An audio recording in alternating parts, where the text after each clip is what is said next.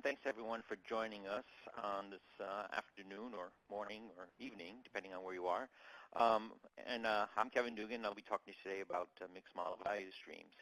And we're going to jump right into it and start right off with some concepts of operational excellence and what does it mean, and then dive into how does mixed model value stream apply to achieve operational excellence. And I see my marketing did a really good job of making me sound really good in the intro. And they always do that. Let's start off about continuous improvement. I'm going to start this session off with a nice story that should really put things in perspective. Imagine if you were on this airliner and you got the front seat and you're right behind the cockpit and the plane takes off and you're going up at about 37,000 feet. And the captain opens the door and he hits the autopilot button and he comes out and the first officer comes out and they call all the attendants up to the front and they have what's commonly known as a meeting. And in this meeting, the captain says, listen, everything's fine with the plane. There's no problem or anything. But corporate called and said, we're not making enough money on this flight. We have to improve the operational efficiency of this flight. What should we do? And the first officer says, well, I'll call ATC. Maybe I can get a different routing and save some fuel. He says, good idea, and he writes it on a flip chart. And the attendants say, well, we'll save some food for the next flight. We won't serve everything. He says, good idea, and he writes it on a flip chart. And he says, and who's going to do that? When are you going to get it done by? And then the captain says, let me check the inlet temperatures, and maybe I can adjust the fuel burn and save some money. And they start what we would commonly known as like a Kaizen event, trying to figure out how they can improve the efficiency of the flight while it's flying. And you're watching all this. And as you're watching it, what would you be thinking? Would you want to fly that airline again? Would you want to sit there and watch them tinker with the plane to try to make it more efficient while it's flying? Well, it's not a really good feeling. But the fact of the matter is, that's what most businesses do every day. We're getting orders from our customers. We're manufacturing orders. We're shipping orders. And the whole time, corporate called and said, we have to find a way to make this operation more efficient while it's flying. Continuous improvement has kind of led us down that path. We've just taken this approach. And the thing with continuous improvement, it's been happening for years and years and years. But to start with this, we should think a little differently. There's one key question that really never gets asked about continuous improvement, yet it's really important. We just don't take the time to ask it, and that is, how does a company or how does a continuous improvement person know where to improve next? Who decides? How do we decide where to improve next? And with that, some companies invite Mr. Pareto into their factories or their operations and their offices, and he goes in and makes a nice little chart for them and says, well, we should start with this one, then work on this one, then work on this one. And we say, oh, fair enough, that sounds good. Other companies work on, well, we only have so many people who can do it, so we should do it where we have the highest amount of impact and least amount of effort and, the low-hanging fruit. Well, in my travels in the United States, this is by far, the third method is by far we use most often when it comes to continuous improvement. And that is the whack-a-mole, which means, whenever there's a problem, we swing this little hammer of continuous improvement and go try to solve the problem, only have the problem come up someplace else. So with that approach of continuous improvement, what has happened is we have learned through the books and all our readings to go out there and try to make an improvement someplace and then sustain it, and then make another improvement and sustain it, and make another improvement and sustain it, which sounds really good, but as we all know, is 2 steps forward, 1 step back. The thought process behind continuous improvement says, look, if we just keep on improving and sustaining it, we'll climb up what's called a staircase of continuous improvement. Again, that's if all went well. But look at the x-axis. The time is in years to try to make ourselves up to a lean type of company where we eliminate waste. Years for that to happen. What's happening in the industry right now is more of a jump towards operational excellence. And how does that happen? It happens by setting a destination, not trying to be a lean company, but trying to be one that achieves operational excellence, and then setting that destination and jumping towards that destination. And you can see the time is greatly reduced. Now, the secret in that, of course, is to know exactly where you're going, and that'll help us jump to operational excellence. In fact, if we know where we're going, we're going to get there a lot faster. If we just try to get better every day and eliminate waste, we're going to be on the staircase forever and ever.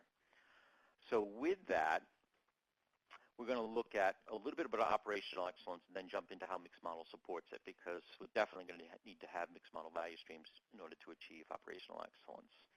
So operational excellence, by definition, is when each and every employee can see the flow of value to the customer and fix that flow before it breaks down. So lean tries to eliminate waste, and operational excellence builds upon lean. It uses lean and says, yes, you need to do lean, you need to have process control, you need to do all those great things. But what's the nirvana? Well, the nirvana is after I have my value streams, each of my employees should be able to see how that value stream works and fix that flow before it breaks down, meaning without the need for management. So these are called self-healing value streams that have immune systems, value streams that are autonomous. They just work day in and day out. Customer gave us an order, we made the order, we shipped the order.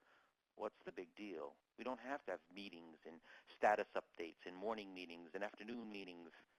It just works. The end result of operational excellence doing that is that management and the employees start spending more time on something called offense, or activities that grow the business. And this is a nice little device called the offense meter you put in all of your conference rooms that say, why are we in this room? Are we in this room for working on something that's going to generate revenue, the green side, or are we in this room because something is wrong? And usually something wrong means the flow of information or the flow of product is broken. So we have to have a meeting to fix broken flow. And then defense, the flow is broken so much, we've impacted a customer. And then just look at, the trend of how many red dots we got, green dots, just track them, and you'll see whether or not your company is working more on business growth or running the business. Now, how to achieve operational excellence. Design a lean flow using lean guidelines, implement the flow, make that flow visual, create standard work for how the flow works, and then make abnormal flow visual, create standard work for the abnormal flow, teach employees how to maintain and improve the flow, and free management to work on offense. The best companies you read about, well, maybe they've gotten to number 5. The good companies you hear got to about number 5, some number 6, and now more recently, a lot more have jumped on to, they get it, and they're into the 7 and 8. So good things are happening in the world with companies learning. It's more about business growth than it is just eliminating waste. The first step here is design lean guidelines and design a lean flow using lean guidelines. And that brings us to today's session. And what that means is, while most companies get together and they make a current state of how they do things, and then they use brainstorming, which includes the 2 most dangerous words in value stream design or continuous improvement. And I'm sure everyone knows what the 2 most dangerous words are in continuous improvement. Oh, well, let me help out. I think. It's when we all get in a room and say, I think we should do this and I think we should do that. Well, how would you like a bunch of managers standing around an airplane and they're trying to make it perform better and say, I think we should cut 2 feet off the wings. It'll be less drag and make the plane go faster. You see, that's probably not a good idea, but the difference here, and when we say the word design lean value streams, we actually do mean the word design, meaning we're going to use some principles and laws and guidelines to help us design lean value streams, not just do brainstorming or I think we should do this. The first one talks about there's 8 guidelines from how to design a value stream from shipping deck to receiving deck, and these things include like your takt time, your continuous flow, FIFO, supermarket system, setting up intervals, having pitch, and scheduling one point. There's all these guidelines that go to how to do the basic value stream design. And then today's is the 10 guidelines for a mixed model pacemaker. We're going to go through those in detail. But there's other guidelines on how do you handle shared resources, because most factories have a shared resource, and how do we put flow through shared resources. There's guidelines around that. And even in the office, there's 9 guidelines in the office. I actually just put a new book out on the office detailing how do you create office flow in insurance companies, and how do you create office flow in HR departments and engineering departments as well. And then, of course, supply chain. So let's jump into the mixed model pacemaker, the 10 guidelines on how do you actually design a mixed model pacemaker. Well, the first thing we have to understand is, what is this value stream about? It's, today's value streams are pretty complex. There's lots of tailoring, there's shared resources, lots of product variations, lots of workflow spaghetti, and we always target optimization of our resources. Uncertain demand from day to day is certainly what's happening in today's market for manufacturers. And no visual time frame means I can't just walk through the factory and see how things are going when there's such a high mix of products. Well, let's define really what we're talking about when we talk about mixed model. Well, it means we're going to run the same products, a different or high variety of products through the same value stream. So we're going to run a whole bunch of different products through the same equipment. And yet demand is changing all the time. So by definition, we want to talk about that mixed model is to produce a variety or mix of products or variations of that product through the same value stream with one huge caveat. And that is, we only want to do it at the pull of the customer. This is a build-to-demand strategy, build-to-demand design. It's not, we're going to build a whole bunch of products and put them in inventory.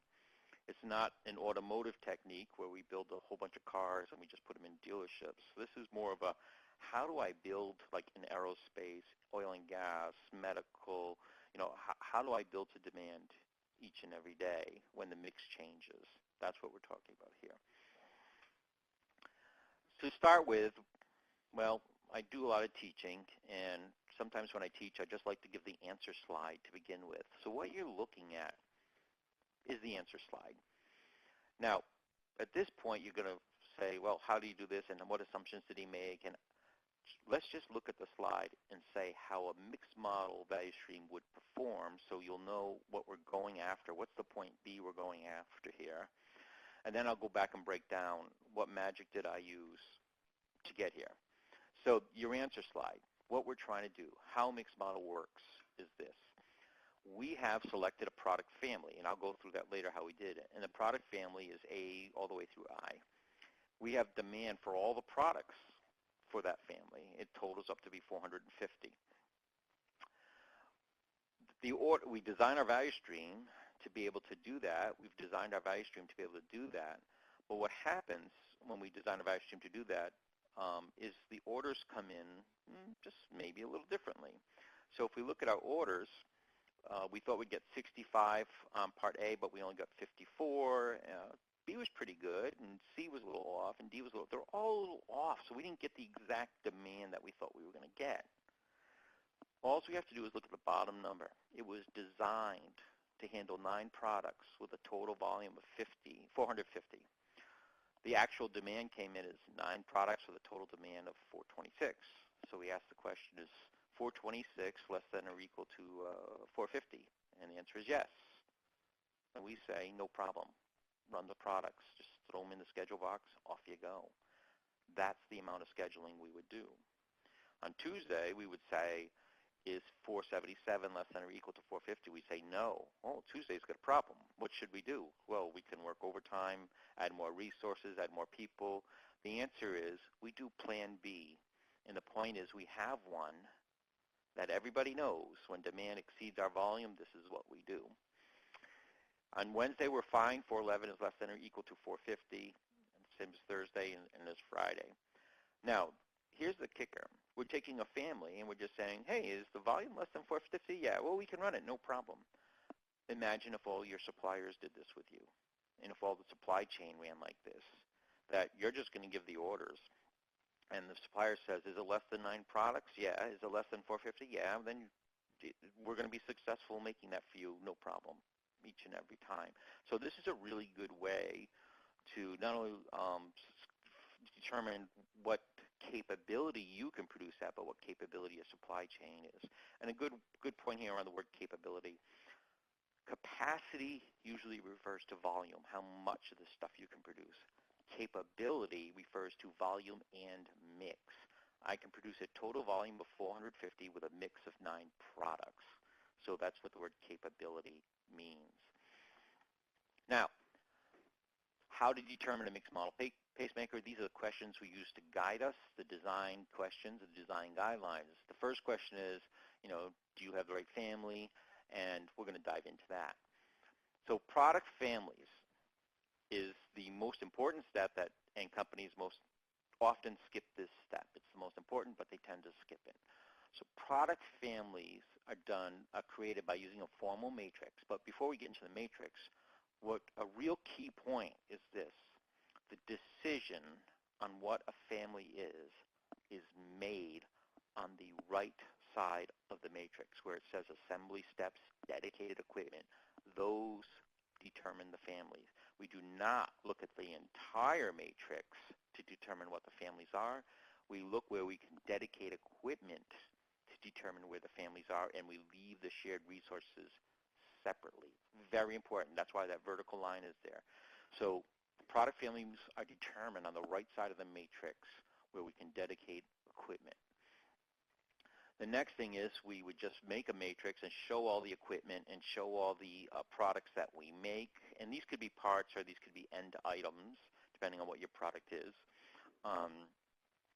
And here we would just say, okay, there's all our products, and we're going to sort them and try to see, we put in, by the way, the A there is for alternate, and which means it's an alternate process. And then we would sort them, and we'd find out that we have 3 potential families here just by the X's that we put into it. Now, for today's discussion, we're going to simplify it. We're going to focus on family A, and we're going to say we think there's a potential family here. They have A, B, and C. Let's do a further drill down on A to see if it's going to work. And that further drill down, that means we're going to add the actual process time at each step. And the process time at each step will then go in, as we did, and we'll say, okay, what's the total work content for each product that we think might be a family? And work content is simply how much work is in the product as if one person did it. And that should be the sum of the process times. Here's the key. Look at the range where it says total. Look at the range. We've got, 605, 530, 605, 645, 655, 500, 745, 550, 990, 615. That's a pretty wide range. And imagine trying to run all those products through the same line when one takes 990 minutes and another one takes 500 minutes. It's going to choke the line. It's going to choke the value stream. So in that case, we kind of look at the product family and say, let's refine it and try to group together a family where there's only a 30% variation. So the work content should be about 30% or less. And we know that there's 2 products here that exceed that 30% guideline. Now, where does the 30% come from? Well, we'll find out later on that when things start to get to the 25-30% range, it pushes us into a different mode of operation, and so it's a little more difficult to run. If it stays within, hopefully even 20, the tighter it is, the better. So if it stays within 25%, we can pretty much run a smoother flow down our value stream. All right. So here, product G and product I don't fit the value stream profile, the family profile. So we're going to remove product I, but on product G, the laser-activated piston, well, supposing there's just no place else to build it. So I could make this session real easy and just say we'll throw them both out, but that's no fun. We'll keep G in and say what happens. It gives us about a 33 or 34% variation. What happens when we start pushing 34% variation? And our family will demonstrate that in this class. So therefore, we're going to keep G, throw out I, and we're going to have a variation of about 34%. Then we're going to go out, and now that we know the family, we're going to create the famous value stream map for how that family runs.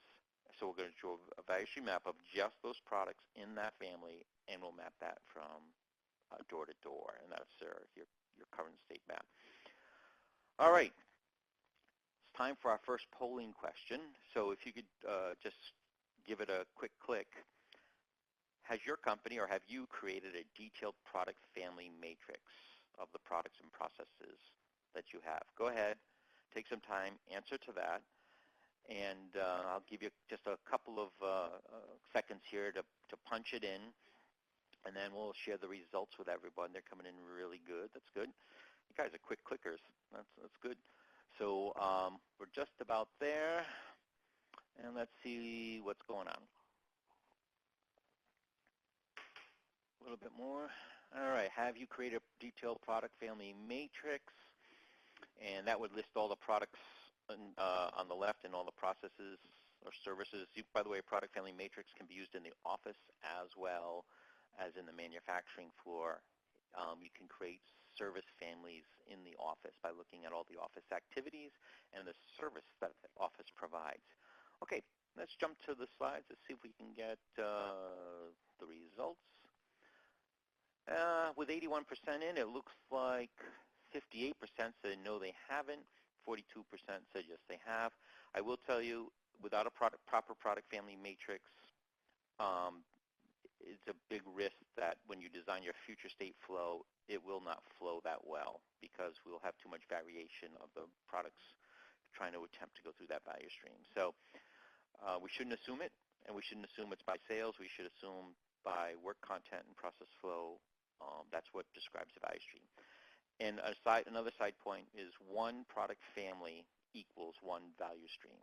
And language-wise, it's really important that we know that when we use the word value stream, we are talking about the flow of a single product family. That's what a value stream is. It's the flow of a single product family. Okay, so with that, our next question is the famous takt time, and we all know what takt time is. It means customer demand. But there's a couple things in mixed model to understand. First of all, takt time for mix, it's the rate for the entire family. That's what takt time is. It's the demand for the family, which means we could make a bar chart or profile and say, what's the total volume for the family over the past 6 months? We would not look at the individuals. We would look at the total volume for the family. Second would be, what's the limits for the time period we're talking about? Is this takt time for a year? Is this takt time for the month? Is this takt time? So there's other attributes we have to think about when it comes to takt time. I know when we take the classes, it just tells us to, take your time and divide it by demand, but they never tell you things like, well, how long is that takt time good for? So we have to set that too. What's the limits of that takt time? What would cause a change in takt time? So takt time is actually a much deeper dive in mixed model. But for today, think of it as the two most important things. It's demand for the entire family, and we need to know the limits of what that takt time, how long it's good for. So in this case, we would take all the products in the family and just sum them all up, and then we'd say the sum divided by the demand. In this simple example, our takt time would be 2 minutes. 2 minutes. Of course, I'm going to make it easy because it's just a nice teaching example. Now, the third one is really important. In this Pacemaker, we're going to combine equipment like welders, a spot welder, a tester, and maybe you have other equipment that you can put like little presses inside. Well, these equipments have dwell times, they have cycle times that we can't change, and it's really important to know, can our equipment support our demand? So therefore, we have to do analysis, and we have to come up with, how much time is needed based on the demand we have and the 2-minute takt time that we have. And so we're going to look at the equipment in the cell and say, what's the cycle time, of the equipment, and what's the demand, and what's the total time needed. And of course, that'll lead us to how much equipment do we need. Now, what's important here is, do we need 2 spot welders or 1? Do we need 2 testers or 1? Well, it gets tough because what happens if you have an equipment that you need, like it comes up 95% of the time you need a tester, and a tester is really expensive to buy another one. And that is in the case in the book and in this workshop is that, the tester comes up to be about 96% utilized when the demand is there, which means can't skip a beat.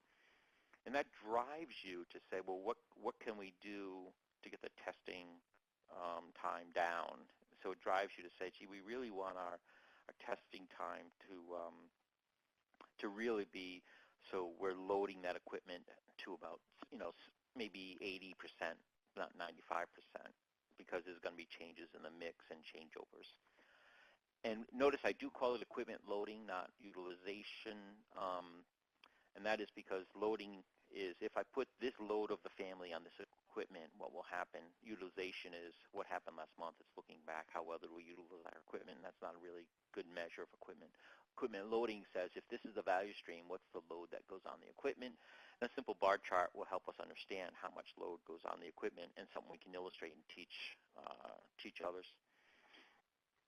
Once we load it, next thing is this concept called the interval. One of the most key concepts in mixed model is this thing called the interval. It's kind of difficult to explain, but I'm going to go through it with you.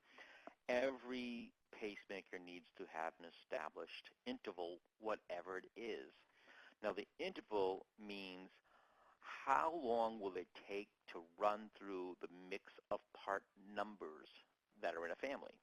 So in our family A, we had 9 part numbers. The question will be, great, how long does it take to run through 9 part numbers? And by now you're saying, what does that mean? Well, you may have heard the word from Mike Rother in Learning to See, EPEI, which just stands for every product, every interval. Let's go through an example that's the best way to teach it. So let's say we had 9 products, and we have the demand for those 9 products, a weekly demand, and the weekly demand comes up to 2,250. Well, in the interval, we'd say, how long is it going to take us to build 9 products? We could build them this way.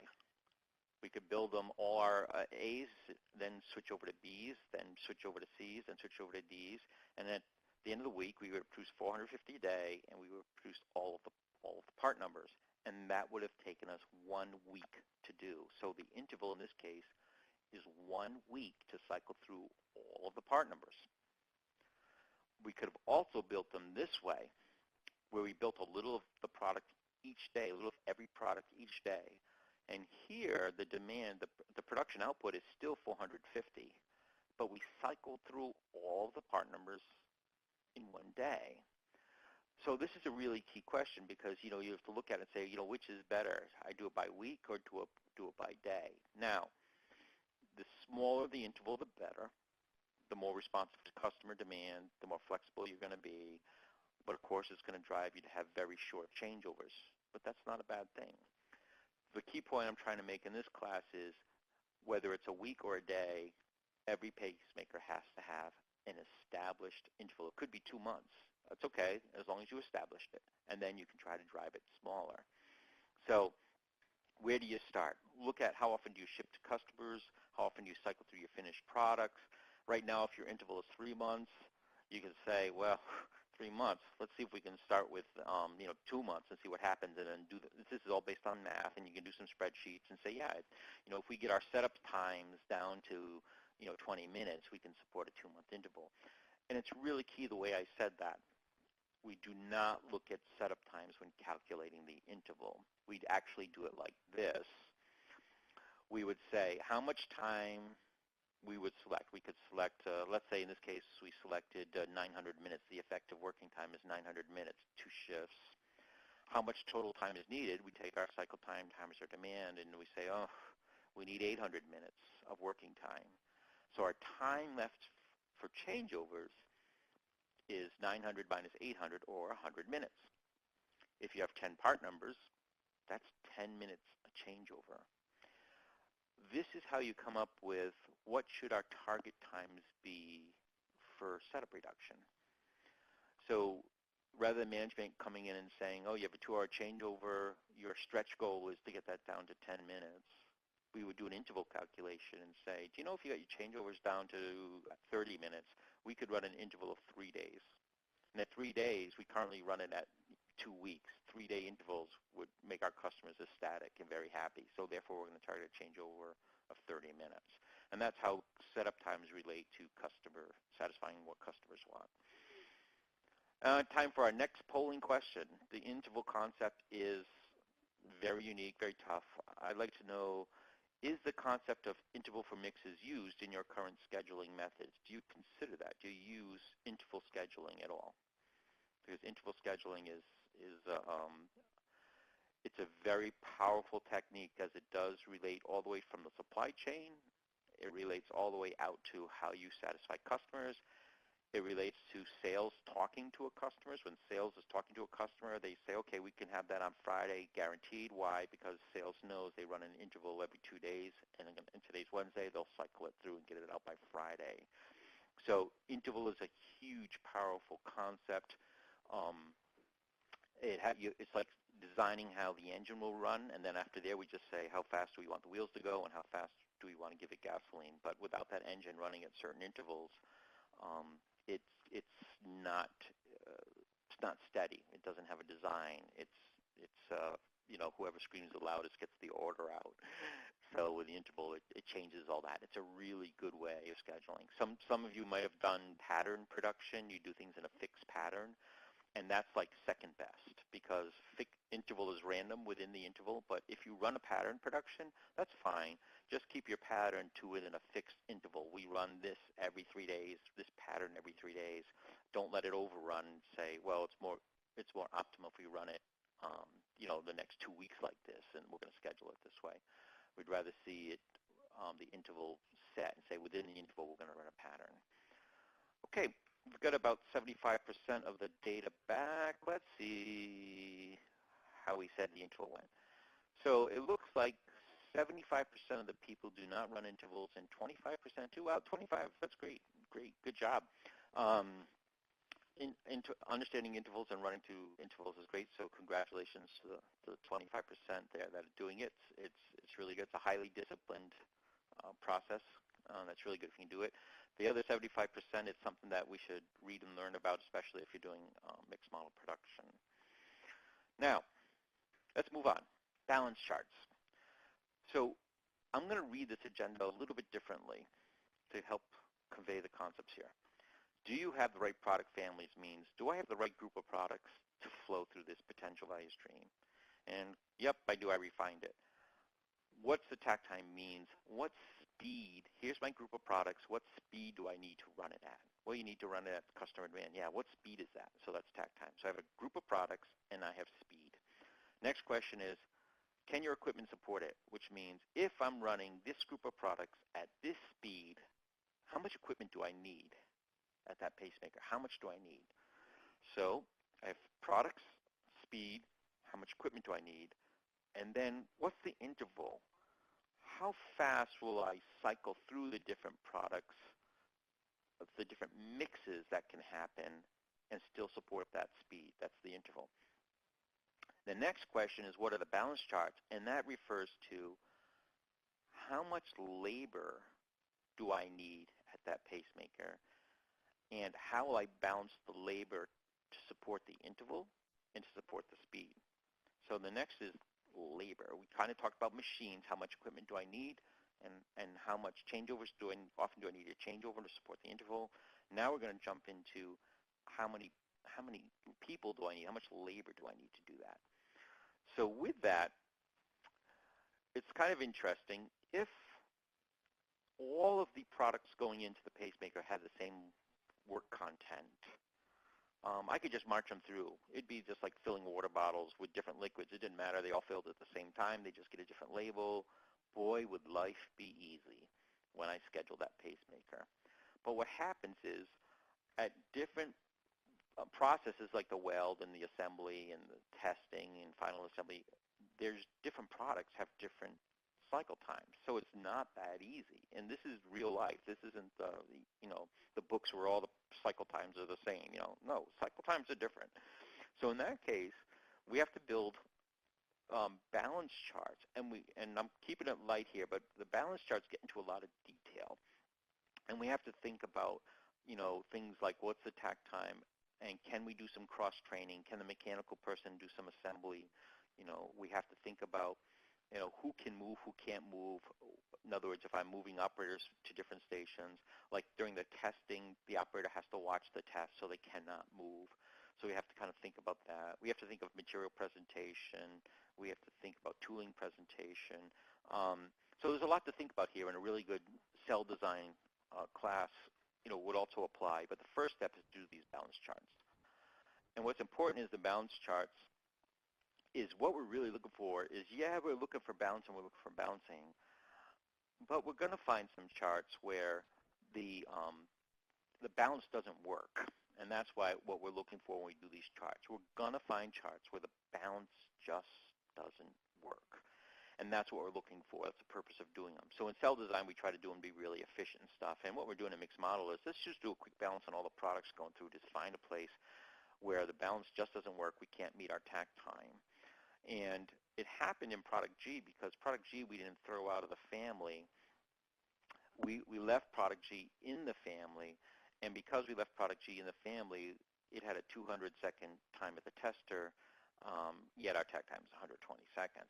And this is what we're going to find in real life. Hey, in real life, these things happen. We're not going to be able to just exactly balance things as we want to. So in that case, some rules apply. Now, remember, if all of the products in the family had a work content that were like 25, maybe 30%, you probably wouldn't run into this problem.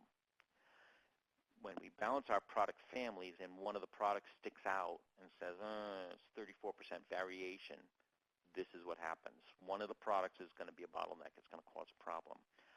So when the family cannot be held tightly together and work content, think of it as we have to pull out some tricks that are up our sleeve to make it work. All right, so the tricks up our sleeve is, number one, we separate the labor from the machine, and we find out, is it the machine that's the bottleneck, or is it the labor that's the bottleneck? In this case, it's the machine that's the bottleneck. So when the machine's the bottleneck, we're going to separate the machine from the pacemaker and put a small little first in, first out lane. Why? Because when the tester runs something that's 200 seconds, we do not want to back up the pacemaker. And from our testing, when we loaded that tester, we said that was 96%. We never want to starve that tester, so we always want to make sure there's work for it. So we'll run the slowest ones first and let that FIFO lane back up so it always has work for the tester. And this is a very small first in, first out lane, and it's maybe 2 or 3 steps away from the pacemaker. So they're connected very closely by a small first in, first out lane. So when your family is exceeding 30%, roughly 30% work content, you separate it from the machine and labor.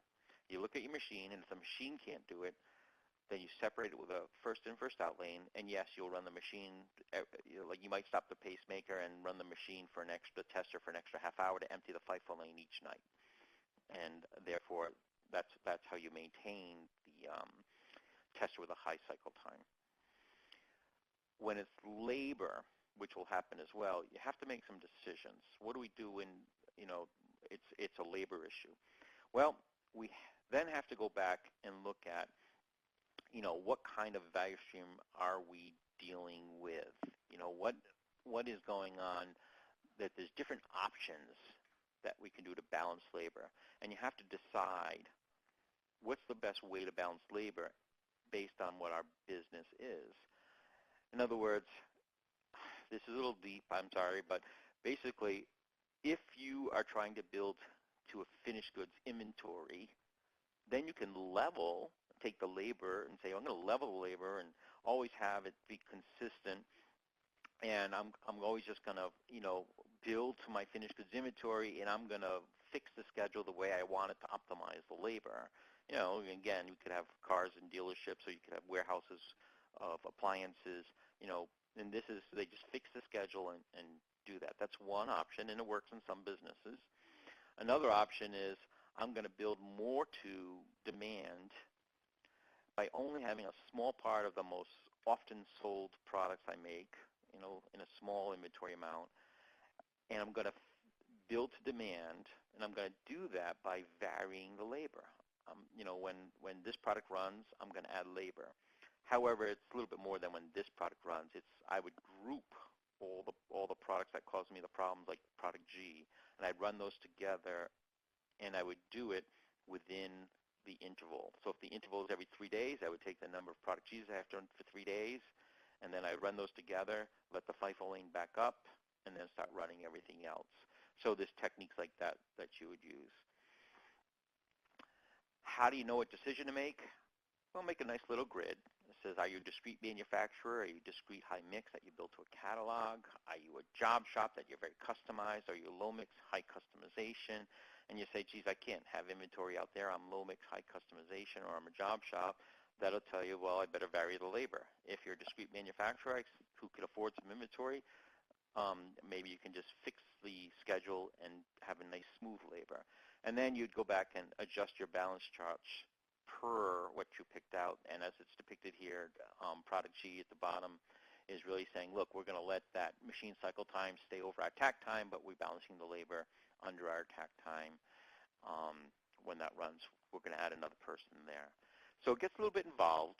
Just for today, takeaway, when you have a product family and one of the products exceeds the work content, you're going to have to pull some tricks out of your sleeve. You're going to have to look at how we balance the machine with a FIFO lane, how we balance with labor.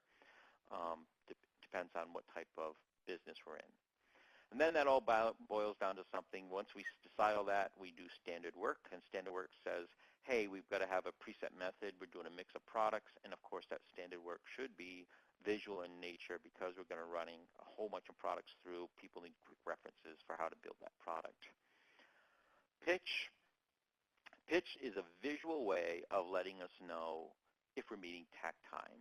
And a good way to do that is to say, well, what's the pack size? Do we pack 10 in a box and our takt time's 2 minutes, and every 20 minutes we should know if a box comes out? It's a very practical concept, but it's not easy to actually implement, although it's very practical.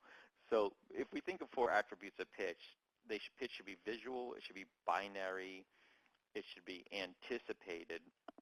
So it's visual, binary, and it's anticipative of when it's going to happen, and we should know that it did occur when it happened. So with that, we can calculate pitch by saying it's in this case we have one pack size. One takes 6 minutes and another one takes 24. Therefore, if we set 24, something should come out of this pacemaker every 24 minutes, and we could build a scheduling box that looks something like this, where we have a scheduling box that looks where parts come in, and we just put in, I need 4 Gs for the first 24 minutes. I need only 1 D because that takes 24 minutes, and I need 2 A's for the next 24 minutes. So every time the material handler walks by, he should say, yep, I got to collect 4 Gs this time. Did I do it? Yes. Okay, you're on time. You made pitch. Next time I should collect 1 D. Did I do it? Yep. Okay, you made pitch. So pitch is a very visual way of knowing we're on time. And notice that the pitch is also, the fourth way was physical. It's a very physical activity. It's not just writing counts on a whiteboard. Now we have to schedule. And in the scheduling side of this, up in production control, they know, geez, we can build up to 450 part numbers, but now it's not that simple because G stands out. So in this case, we're going to limit the mix.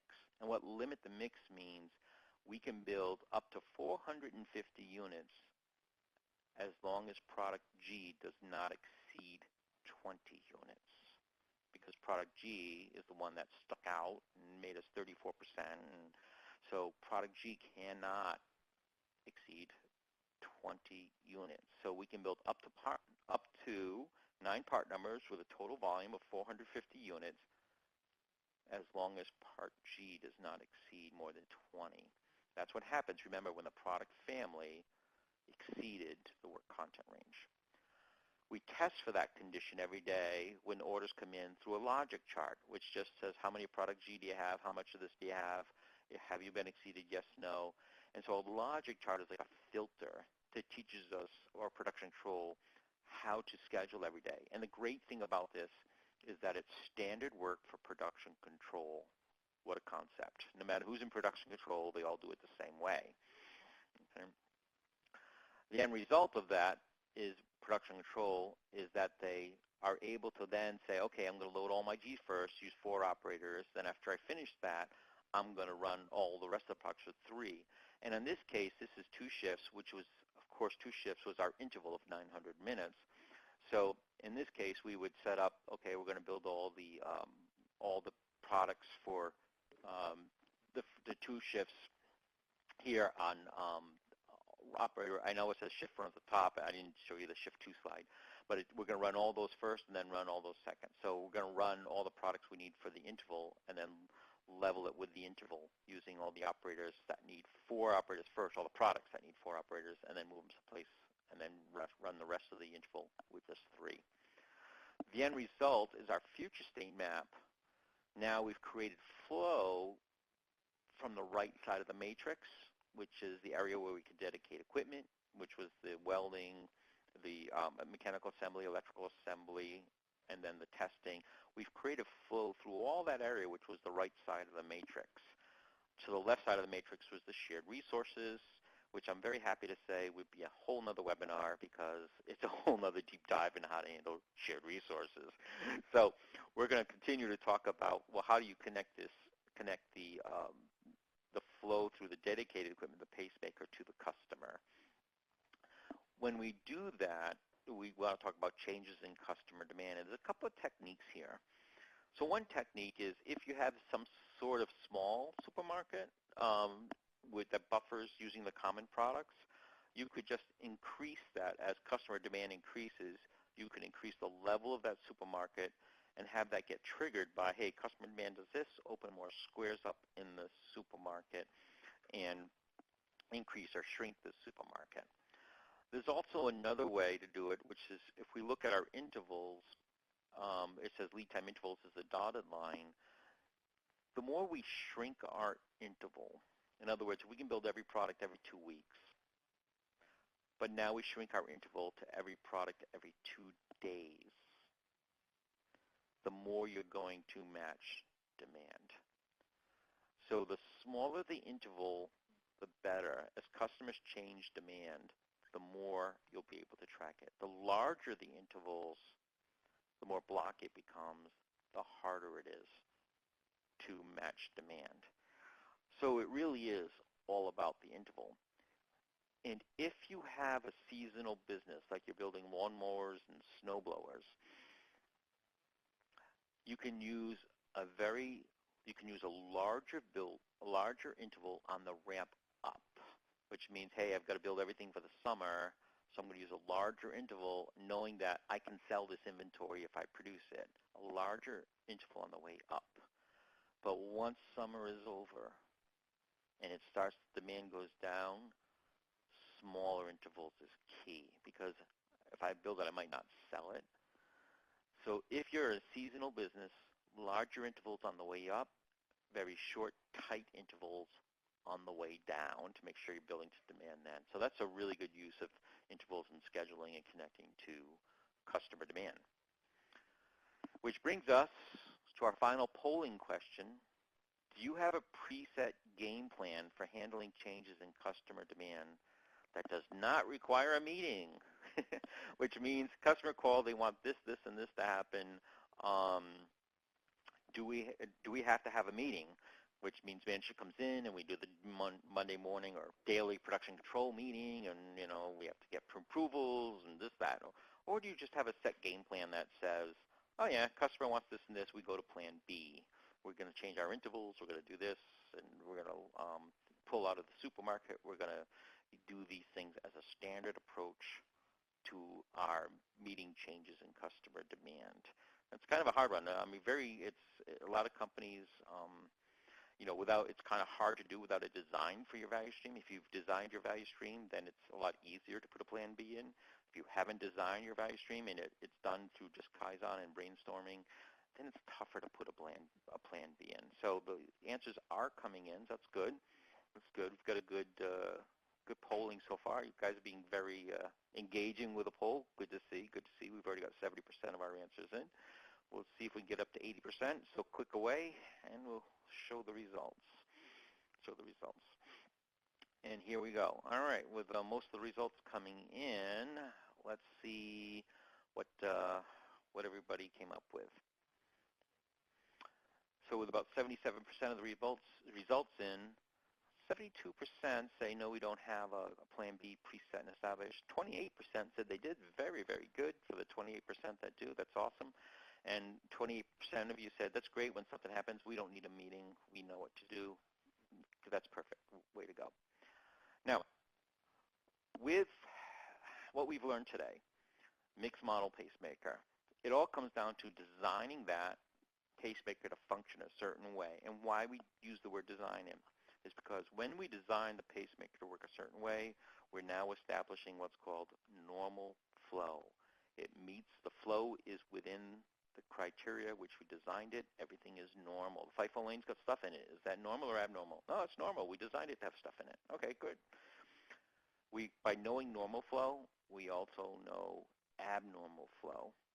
Oh, the FIFO lane's got stuff on the floor. Is that abnormal? Yeah, that's abnormal, and everybody can see it. And by knowing what's normal and what's abnormal, we can then begin to put standard work around abnormal and self-healing value stream flows to achieve operational excellence.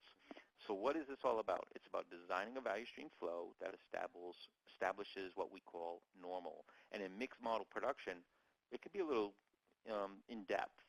A little, it takes a little time to do this. And yes, we will use spreadsheets and figure things out. But we have the end result of saying it's mixed model. We do these mixes of products every day. We run this interval. We schedule at this one point. Our pitch is this. That is now normal. And we can teach our operators this is normal flow. Everything else is abnormal flow. What we do when things are normal is this. What we do when things are abnormal is now this, and management then is spending their time talking to customers and working on growing the business. So with that, you can learn more about mixed model. There's actually an online training class you can take at the Institute for Operational Excellence.org. You can just take it online. It'll go a little more in depth to the subjects I covered today. It'll give you a handbook. It'll give you quizzes, and I believe you get a book along with it. So that's at the instituteforepex.org. We also teach public seminars on shared resources, value stream design, mixed model, how to do it in the office. And actually, we got some upcoming dates in Cincinnati in June and warm, sunny Phoenix, Arizona in October. So those were our next dates coming up. And John, I think we've got some coming up at the assembly sessions. Do you have those on the schedule as well? Yes, we do, Kevin. We will be hosting at the assembly show this fall on Tuesday, October 25th from 1 to 4. We will be hosting a workshop on managing mixed model assembly lines. And I'm pleased to say that Kevin will be part of that, along with some speakers who will be talking about simulation and flexible automation and organization and lean manufacturing. So if you want more information, certainly do come to the assembly show this fall. And with that, we do have a couple of minutes for questions. And so let's get right to them here. Michael has this to say. In the past 90 days, our company has shipped over 650 unique part numbers ranging from 5 minutes to 60 hours of routing. Wow. A specific cell has more than 500 possible parts ranging from 5 minutes to 10 hours of build time. How do you begin to apply an interval concept to such a mix? Are there alternative concepts?